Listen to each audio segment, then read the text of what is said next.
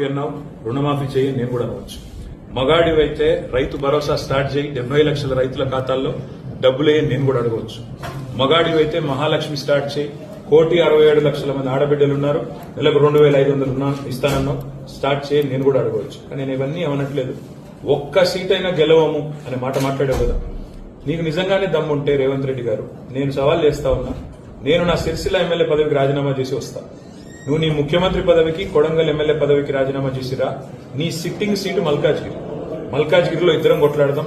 ఆ ఒక్క సీట్లోనే తేల్చుకుందాం. ఈ రాష్ట్రం అంతా అతలాకుతలం చేయాల్సిన అవసరం లేదు. ఆ ఒక్క సీట్లోనే నేను వస్తాను మా పార్టీ తరఫున, నీ తరఫున నువ్వురా నీ కాంగ్రెస్ పార్టీ తరఫున. అక్కడ తప్పకుండా తేల్చుకుందాం. ఎందుకంటే ఒక్క సీటు గెలవను అని మాట్లాడుతున్నాం. మరి నీ మల్కాజ్గిరి పార్లమెంట్ సీట్లో అసలు ఎన్ని ఎమ్మెల్యేలు గెలిచింది కాంగ్రెస్ పార్టీ? గుండు సున్నా. ఎంతమంది కార్పొరేటర్లు గెలిచారు నీ మల్కాజ్గిరి పార్లమెంట్ పరిధిలో? కాబట్టి గెలుపు ఓటములు అనే వాటిని పట్టుకొని దాన్ని ఎక్కువగా ఊహించుకొని